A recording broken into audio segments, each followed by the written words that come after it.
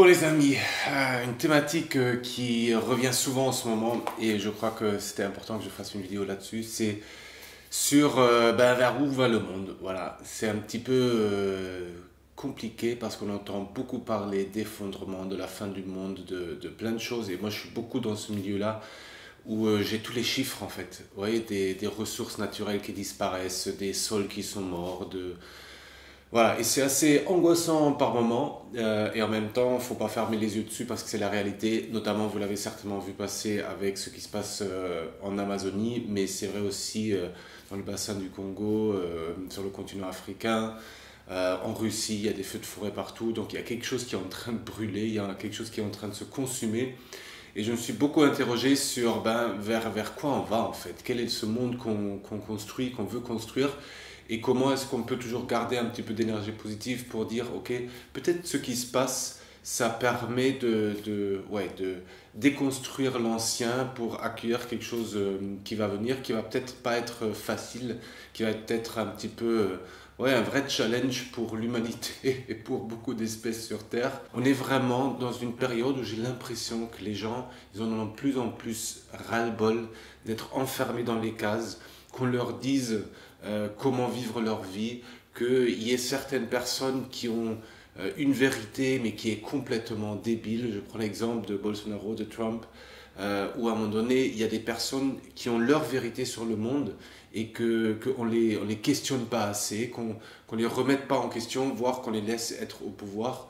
Et ça, c'est quand même assez inquiétant. Et en même temps, ce qu'on remarque, c'est que grâce à Internet notamment, il y a de plus en plus de personnes qui peuvent exprimer leur vérité.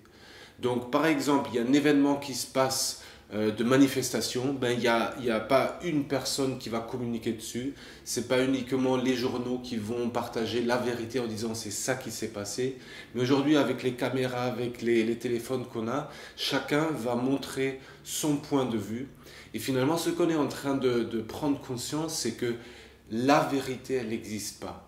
La seule chose qui existe, c'est notre façon de voir le monde, c'est nos croyances qui aussi influent ce qu'on perçoit, comment on interprète toutes ces données qu'on a à présent, et que c'est peut-être en mélangeant et en acceptant toutes ces vérités qui sont différentes qu'on est en train de construire un joyeux bordel, comme je le nomme. Et ce qui est fou, c'est que c'est très similaire à ce qu'on peut trouver dans un jardin en permaculture, vous voyez.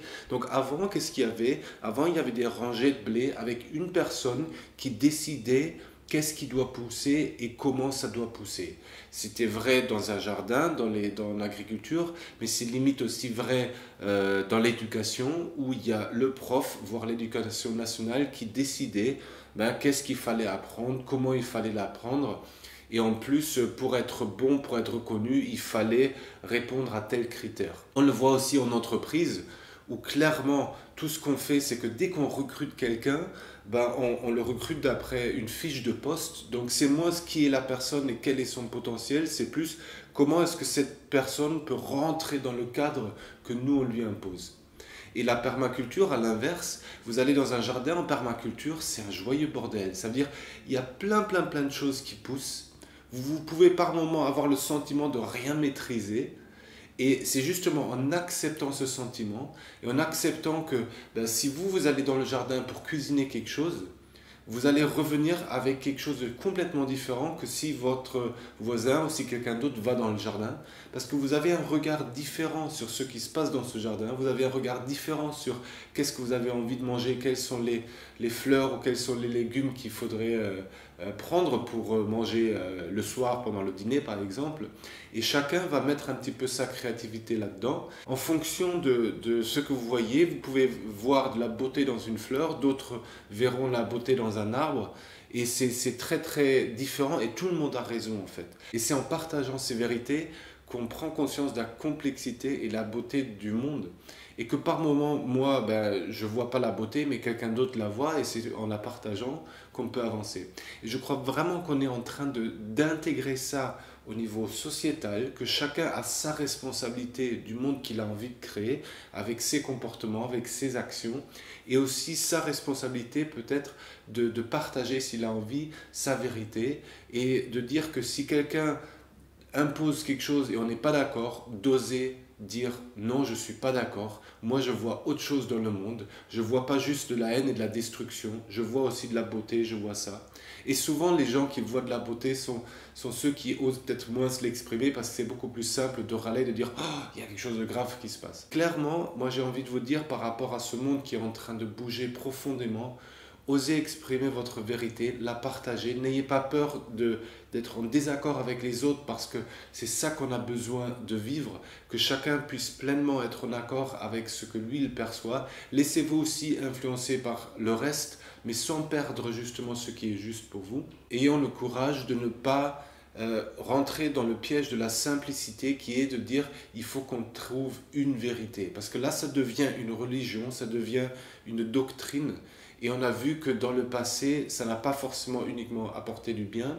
Et surtout, je crois qu'on est à une période du développement de l'espèce humaine où on est capable maintenant de prendre nos responsabilités par rapport à ce qu'on est nous. Et on n'a plus besoin d'une doctrine ou d'une vérité unique qui nous rassure par rapport à ce qui se passe dans le monde. Aujourd'hui, c'est vraiment d'accepter cette complexité, c'est aussi de se sentir par moments perdu, d'avoir trop d'infos et de un petit peu flotter et de faire confiance. C'est comme si on était une goutte d'eau dans l'océan et qu'à un moment donné, voilà, vous maîtrisez pas tout, vous pouvez maîtriser un petit peu, mais finalement, la seule chose qu'on peut faire, c'est d'accepter d'être une goutte d'eau qui fait partie de ce grand jeu, de se laisser porter un petit peu par l'océan et d'être content d'être une goutte d'eau.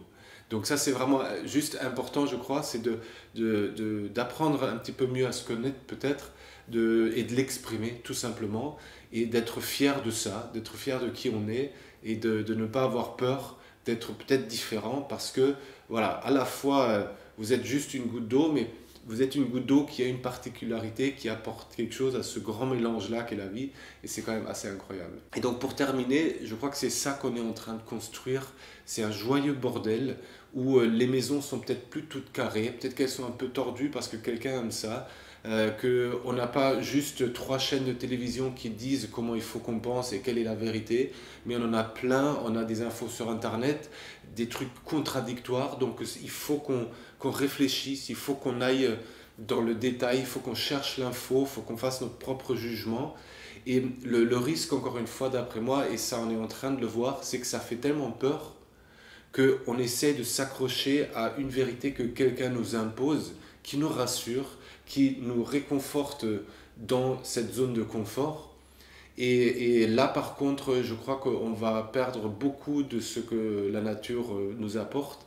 Et surtout, on va aller contre la nature et on va finir par la détruire parce que c'est clairement pas ce que, d'après moi, on est venu expérimenter sur cette terre et clairement pas ce que la nature, elle nous propose d'elle-même. Elle ne nous propose pas juste un arbre qui est présent partout sur Terre, mais elle nous présente une diversité incroyable parce qu'elle kiffe être dans cette créativité et de co-construire tout ça. Et donc vraiment, encore une fois, je crois que c'est ça qu'on peut s'autoriser à vivre ensemble. Donc allez à la rencontre de votre créativité. Si vous en avez ras-le-bol de votre métier, ben, osez dire ok, je vais construire autre chose parce que ça m'enferme, j'ai besoin de sortir de ça, j'ai besoin de me libérer, j'ai besoin de m'éclater. Et je crois que ça va être super parce que du coup, on va découvrir plein de choses magnifiques qui voilà, font la richesse de ce monde. C'était un petit peu plus philosophique, mais au vu de tout ce qui se passe, et notamment des vidéos sur l'effondrement qui commencent à tourner sur Internet, je voulais aussi partager avec vous ma vérité, qui à la fois est très concernée, parfois inquiète par rapport à ce qui se passe. Mais quand on prend un peu de recul, je me dis aussi, il y a une énorme opportunité pour toute l'humanité d'avancer, et notamment pour chacun d'entre nous aussi, de prendre sa responsabilité et de vivre pleinement la vie qu'on a envie de vivre. Voilà. Je vous fais un gros bisou et je vous dis à la prochaine. Ciao!